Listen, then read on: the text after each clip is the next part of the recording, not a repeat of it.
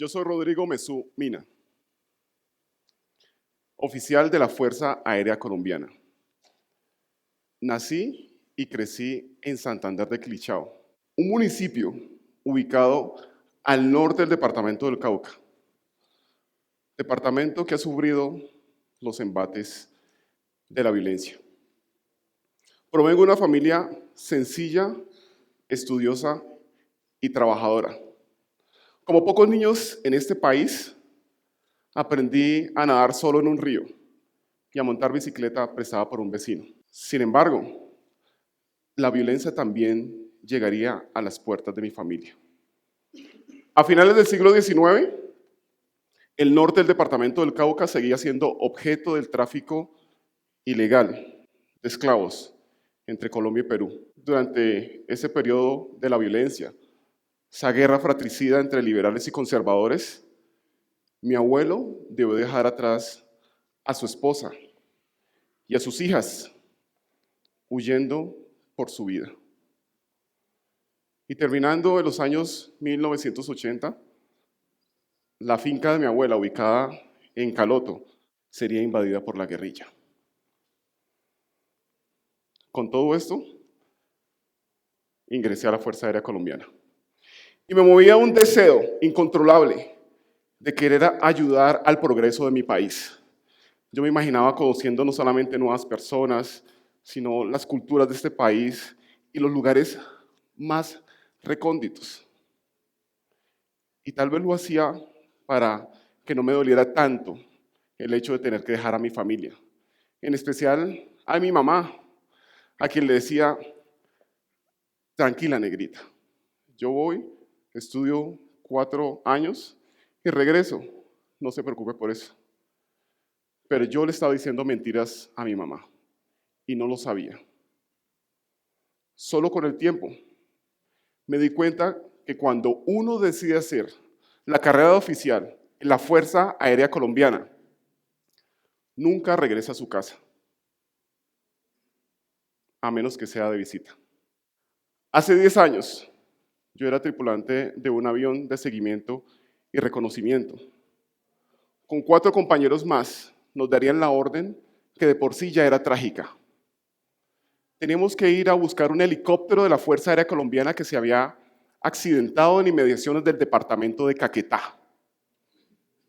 A bordo de esta aeronave había un amigo y compañero mío, Luis Enrique Guzmán, a quien le apodamos cariñosamente el Gorgojo.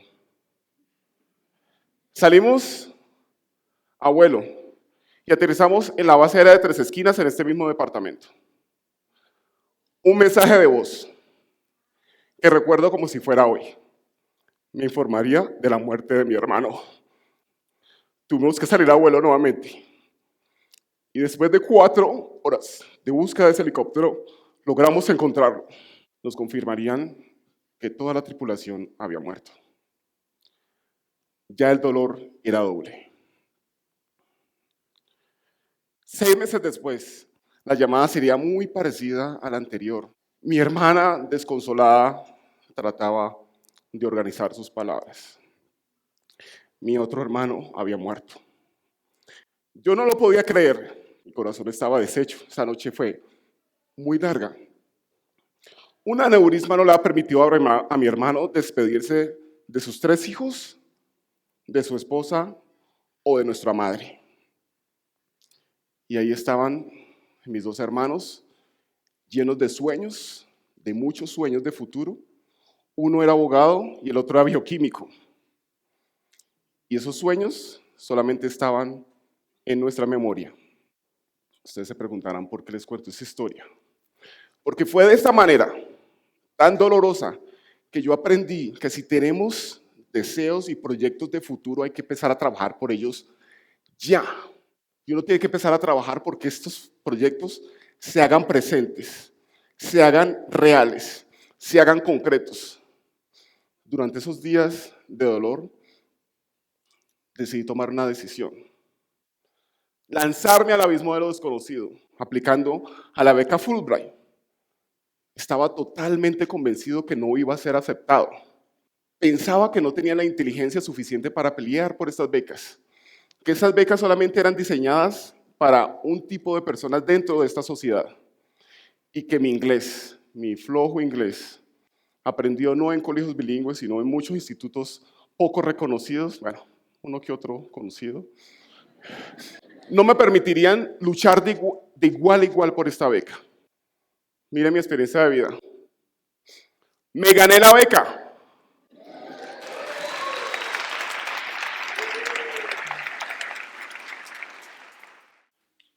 Una maestría en estudios internacionales aplicados a los conflictos y la cooperación, que en parte me ayudaría a conformar un grupo de militares y policías que iría a La Habana, Cuba, a ayudar a cambiar la historia de los procesos de paz en este país. Y haber sido parte de esta subcomisión técnica para el fin del conflicto no fue fácil. Al comienzo me imaginaba estar sentado con los guerrilleros de las FARC, una guerrilla que tanto daño le ha hecho al país y tan antigua. Y la verdad yo no lo veía como si fuera un honor. Para mí era todo lo contrario, era un deshonor. Además, algunos compañeros, amigos, superiores, subalternos, nos veían como traidores. Pero eso no fue todo el tiempo así. Pues gracias a esta oportunidad, dialogando por la paz, fue que yo pude poner en práctica mis conocimientos aprendidos en Estados Unidos. Un 21 de agosto de 2014, a bordo de un avión Fokker 28 de fabricación holandesa, al servicio de la Fuerza Aérea Colombiana, despegaría un grupo de militares y policías con rumbo a La Habana, Cuba. Era un grupo muy heterogéneo. Habían expertos en inteligencia, en operaciones, politólogos, internacionalistas, abogados. Viajaríamos a dar inicio a lo que se llamó la Subcomisión Técnica para el Fin del Conflicto, que se encargaría únicamente de diseñar un modelo de cese al fuego y dejación de las armas de las FARC. Yo les debo ser sincero, la presentación en sociedad ante los miembros plenipotenciarios del gobierno y de las FARC me tenía totalmente nervioso. A uno en las fuerzas militares no le enseñan cómo asumir esta clase de retos, sobre todo si tenían un tinte político. Pero una cosa, estar al frente de un ciudadano común y corriente. Y otra muy diferente, estar al frente de uno de los guerrilleros más temidos y sanguinarios en los llanos orientales en su momento, como Romaña. Famoso y tristemente célebre por las pescas milagrosas, que eran los secuestros al azar en las carreteras de Colombia. Y cuando uno miraba a un guerrillero, en las condiciones que nos tocó a nosotros en La Habana, Cuba, ese sentimiento del deber tan arraigado dentro de los militares se ponía en duda.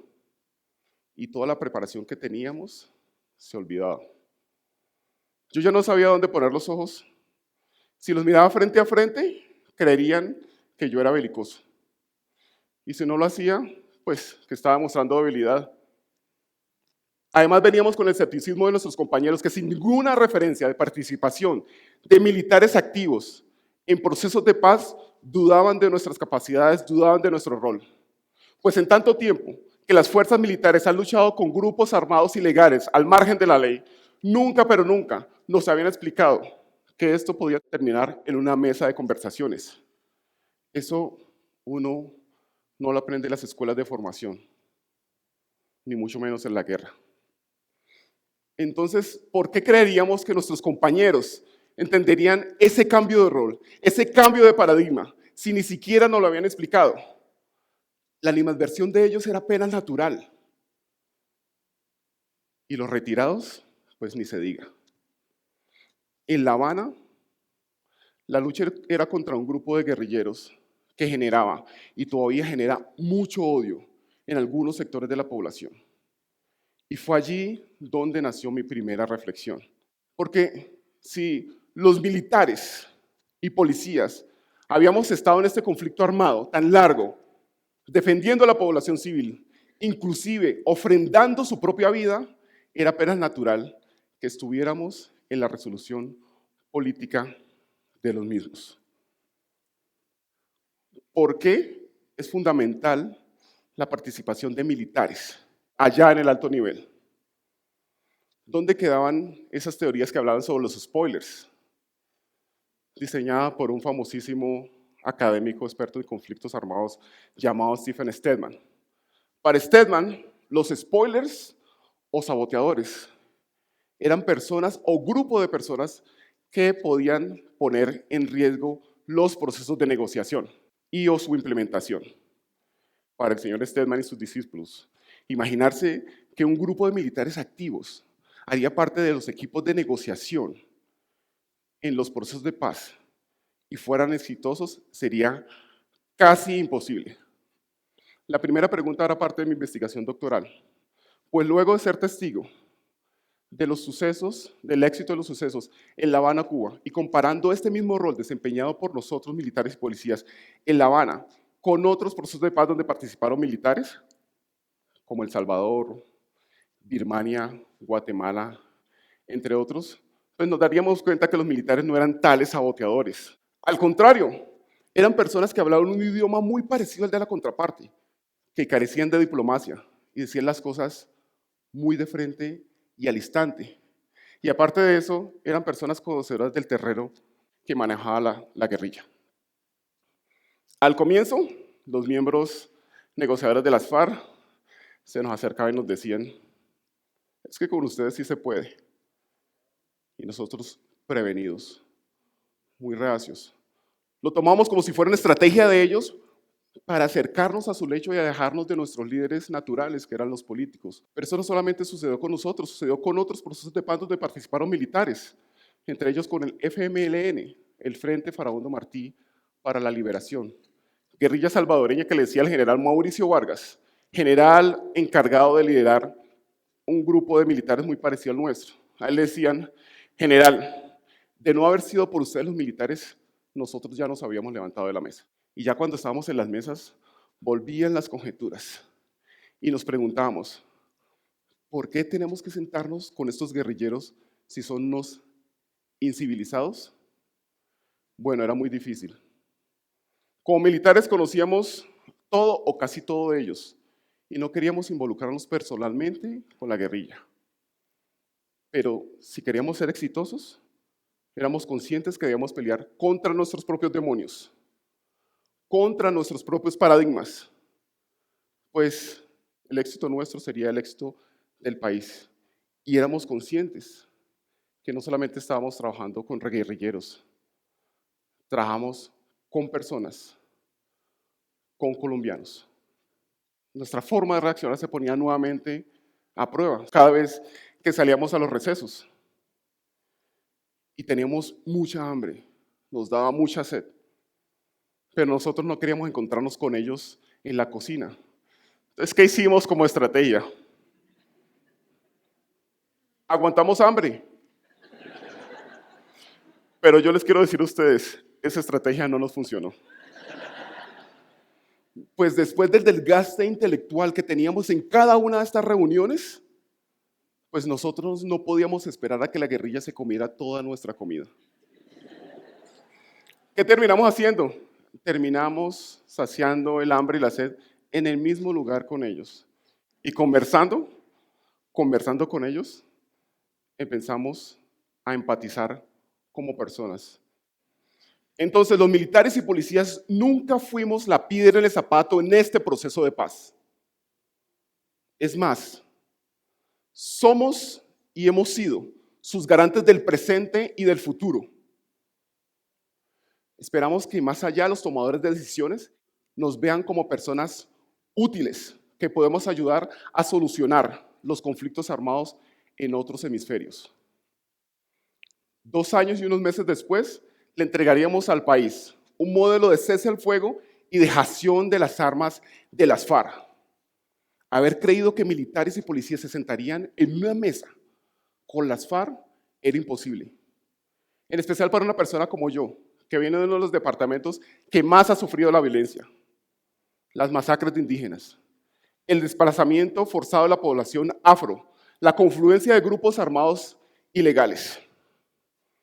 Hoy, en parte, podemos soñar gracias al trabajo de muchas personas sin nombre, apellido y sin uniforme, que dejaron atrás sus familias para ir a buscar algo incierto.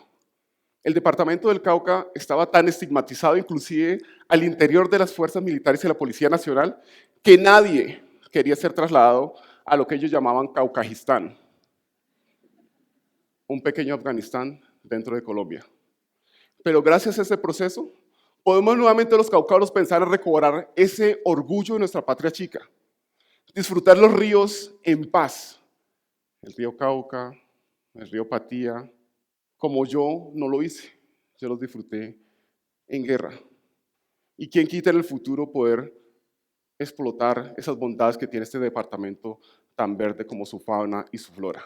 Estas negociaciones no solamente demostraron que este proceso de paz era posible, sino también que los intentos fallidos del pasado serían solucionados, sino también que militares y policías tenemos estos otros roles dentro de esta sociedad más allá que echar bala, que somos personas preparadas, con visión de país, que somos una nueva generación que aprendió lo que debían habernos enseñado en las escuelas de formación. Lo aprendimos en la práctica, que los conflictos armados internos hoy en día pueden terminar en una mesa de conversaciones, en un proceso de paz, y que el mundo puede aprender de nosotros. El éxito de nuestra participación demuestra que militares y policías tenemos otras potencialidades que se pueden cultivar, que nos pueden enseñar a negociar y no solamente a combatir, a huir y no solamente a defender, a debatir y no solamente a obedecer. Muchas gracias.